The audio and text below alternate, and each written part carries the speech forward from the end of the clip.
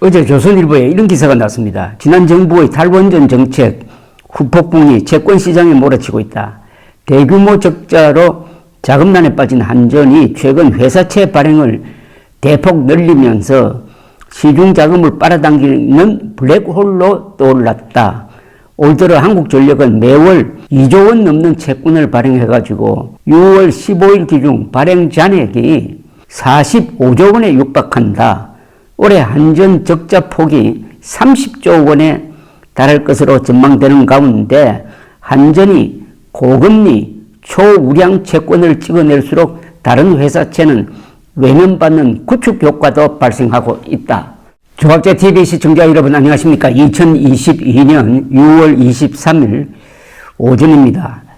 윤석열 대통령이 어제 창원을 방문한 자리에서 지난 5년간 탈원전이라는 바보짓을 했다 하는 표현을 한 것이 수많은 사람들의 가슴을 확 트여준 것이 아닌가 하는 생각이 듭니다. 통쾌하게 생각됩니다.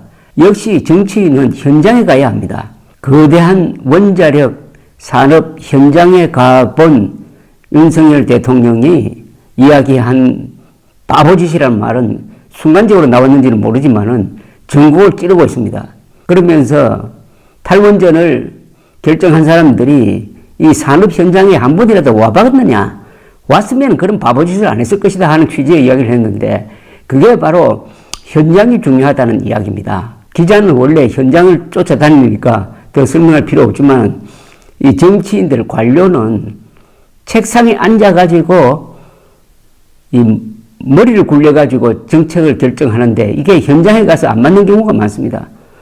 윤석열 대통령의 말대로 문재인 당시 대통령이 원자력 발전소 한번 구경한 다음에 그 무슨 판도라 상자 그런 거 말고 정책을 결정했더라 하면은 아마 다른 결과가 나왔을 겁니다.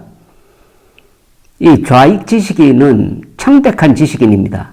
이 현장을 가지도 않고 가서도 이해가 불가능합니다. 왜냐하면 좌익 지식인들의 공통점은 법칙 무시, 사실 무시, 과학 무시 아니겠습니까? 그런데 이 바보짓이란 이 말이 통쾌하면서도 한편으로는 진짜 바보들한테는 좀 인격 모독적인 생각이 듭니다. 바보는 순진한 경우가 많습니다. 이 권진규라는 유명한 조각가, 이분은 고흐처럼 사후에 높게 평가된 분인데 이분이 많은 작품을 남겼지만 당대에는 인정을 받지 못했습니다. 이분이 자살을 했는데 그 자살한 집에 가보았더니 전기를 선부는 이야기입니다. 벽에 달력이 걸려 있었답니다. 그 달력에 이런 글자가 쓰여져 있었다는 겁니다. 범인에겐 침울, 바보에겐 존경을, 천재에겐 감사를. 범인에겐 침을 뱉다는 뜻이죠. 범인, 보통 사람입니다. 범인에겐 침울, 바보에겐 존경을, 천재에겐 감사를. 이렇게 했을 때 왜 그러면 바보에겐 존경이라고 했느냐? 앞에 나온 범인과 바보는 다르다는 겁니다. 범인은 뭐냐? 아무것도 모르면서 아는 체 하는 사람을 가리킵니다. 이게 문재인이가 바로 이 경우에 해당할 겁니다. 그런데 바보들은 대체로 순진합니다. 그러니까 바보들은 천재를 알아본다 이거죠. 권진규 같은 천재를 바보는 알아보는데 모르면서 아는 체 하는 평론가라든지 이런 자들은 침을 뱉어줘야 한다. 경멸의 대상일 뿐이다. 이런 뜻입니다. 그렇다면은 윤석열 대통령이 말한 그 바보짓과 이 권진규 씨가 말하는 바보는 좀 다른 유의 바보입니다. 그러면 문재인은 어떤 바보냐? 사악한 바보입니다. 사악한 바보. 왜냐? 아무것도 모르면서 아는 체 해가지고 그걸 끝나는 게 아니라 권력이 있으니까 그 무식한 걸 가지고 정책을 폈다 이겁니다. 무식한 걸 가지고 정책을 폈다. 그동안에 이 원자력 산업이 붕괴되고 국토가 난장판이 되도록 만든 게 문재인의 무식에서 비롯된 겁니다. 이게 더 기가 막히죠. 뭐 정책의 선택에서 불가피했다 이런 게 아닙니다. 무식한 데서 일어난 바보짓이라 이겁니다. 원전 산업의 붕괴, 한국에서 가장 건실한 회사인 한전이 적자로 돌았고 적자 기업이 됐다.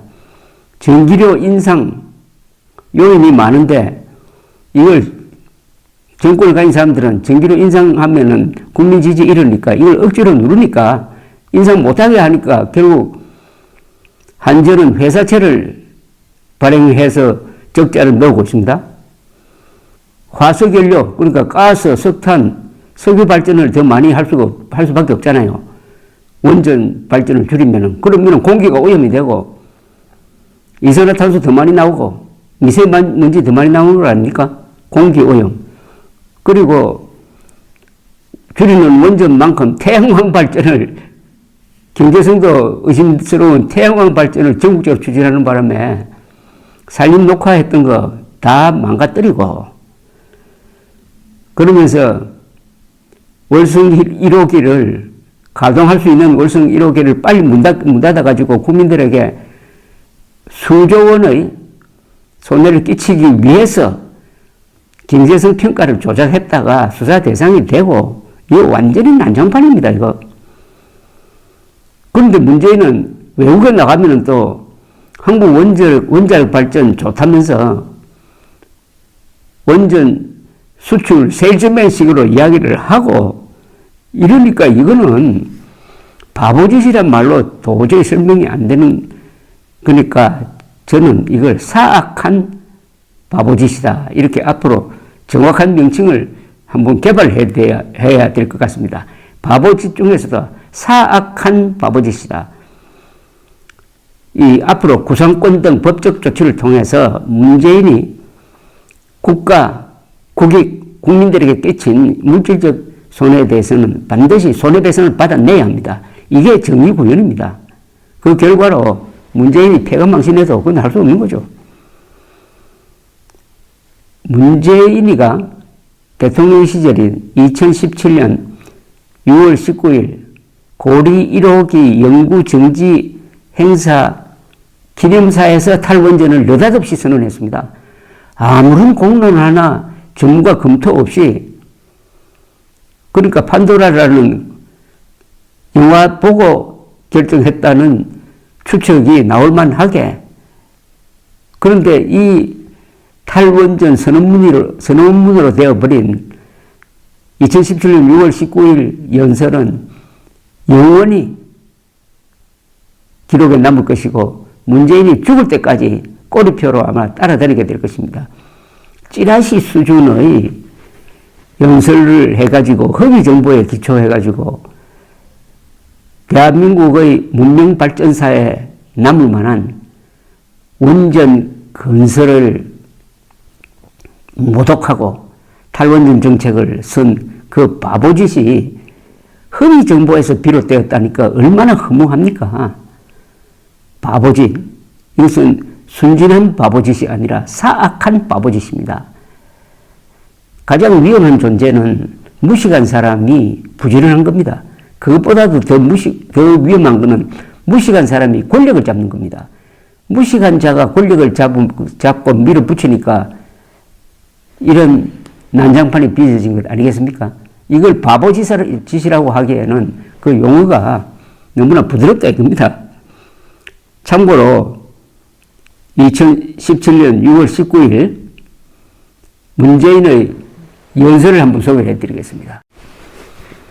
당시 문재인 대통령은 이런 연설을 했습니다. 그동안 우리나라의 에너지 정책은 낮은 가격과 효율성을 추구했습니다. 값싼 발전 단가를 최고로 여겼고 국민의 생명과 안전은 후순위였습니다. 지속 가능한 환경에 대한 고려도 경시되었습니다. 이거 전부 거짓말입니다.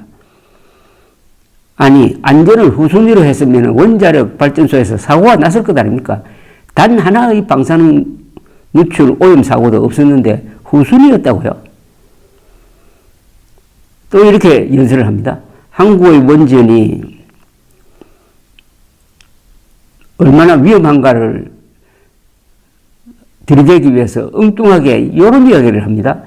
지난해 9월 경주 대지진은 우리에게 큰 충격이었습니다. 진도 5.8, 1978년 기상청 관측 시작 이후 한반도에서 발생한 가장 강한 지진이었습니다. 경주 대지진이라고 거짓말을 했습니다. 그때 좀 흔들리고 집이 몇 개 무너진 정도지. 거기 죽은 사람 한 사람도 없어요. 대지진이라고 불리려면은 중국의 당산 대지진이라든지 도쿄 대지진이라든지 이 정도 돼가지고 몇만 명, 몇십만 명 죽어야 보통 대지진이라고 합니다. 경주 대지진이 뭡니까? 이 원자력 발전소가 위험한 지역에 있다는 것을 과장하기 위해서 이렇게 조작을 합니다. 이렇게. 또 이렇게 이야기합니다. 일본은 세계에서 지진에 가장 잘 대비해온 나라로 평가받았습니다. 그러나 2011년 발생한 후쿠시마 원전 사고로 2016년 3월 현재 총 1368명이 사망했고 피해 복구에 총 220조 원이라는 천문학적인 예산이 들 것이라고 합니다. 사고 이후 방사능 영향으로 인한 사망자나 암 환자 발생 수는 파악조차 불가능한 상황입니다. 이거는 허무맹랑 정도가 아니라 이 어디서 공상소설을 쓰는 사람이 있었는데 이 사람이 연설문 쓰는 과정에서 잘못 바꾸치기 된 거 아니냐 하는 생각이 듭니다. 1368명이 후쿠시마 원전 사고로 죽었다고요? 후쿠시마 원전 사고로 방사능 관련해서 죽은 사람은 단 한 사람도 없었습니다. 당시에. 1368명이 죽었답니다.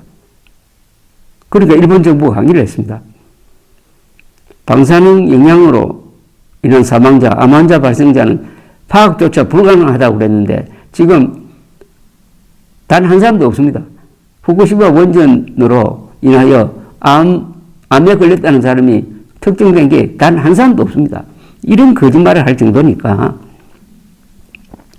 그 다음에 또 거짓말입니다. 이 연설문은 유네스코 문화유산으로 보존해야 되는 거 아닌가 생각이 듭니다. 특히 고려원전은 반경 30km 안에 부산 248만 명, 울산 103만 명, 경남 29만 명 등 총 382만 명의 주민이 살고 있습니다. 후쿠시마 원전 사고 당시 주민 대피령이 내려진 30km 안 인구는 17만 명이었습니다. 그럴 가능성이 아주 낮지만 혹시라도 원전 사고가 발생한다면 상상할 수 없는 피해로 이어질 수 있습니다. 이거 광우병 선동입니다. 광우병 선동보다 더 악질적입니다.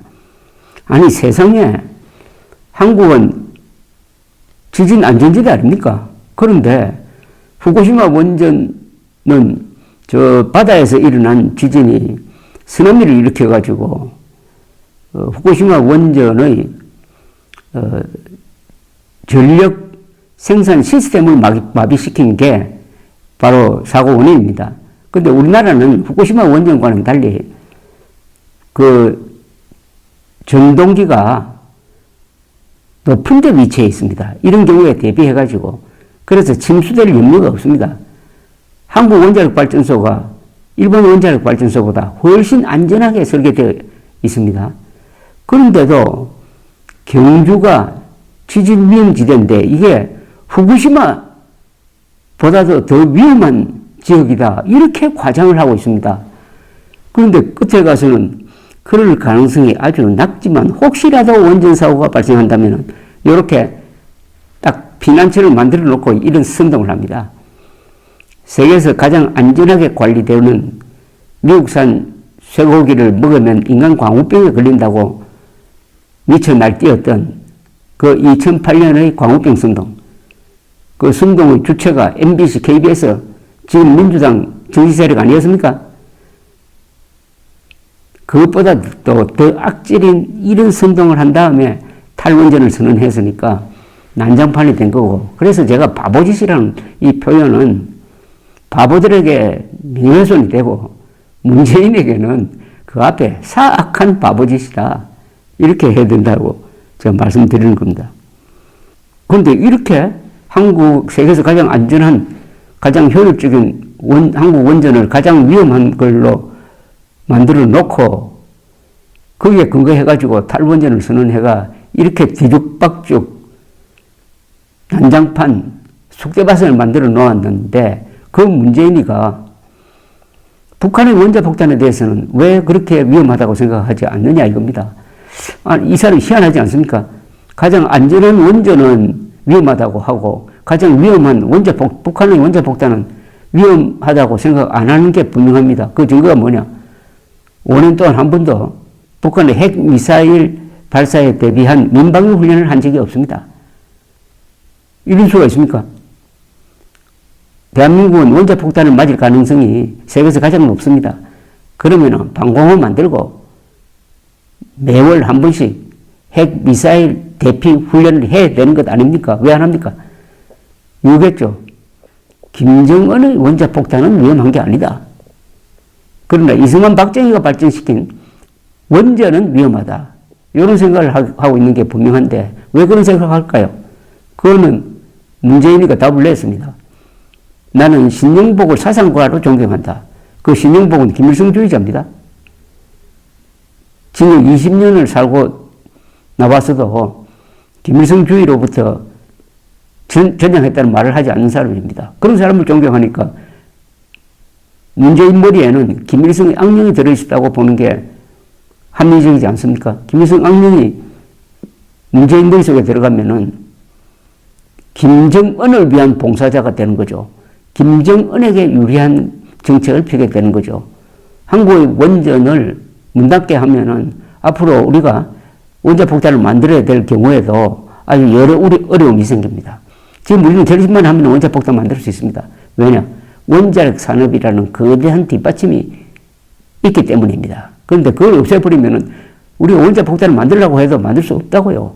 요걸 위해서 요런 진짜 의도를 감추고 탈원전을 한 것 아니냐 하는 의심은 결코 지나친 것이 아닐 것이라고 생각을 합니다. 감사합니다.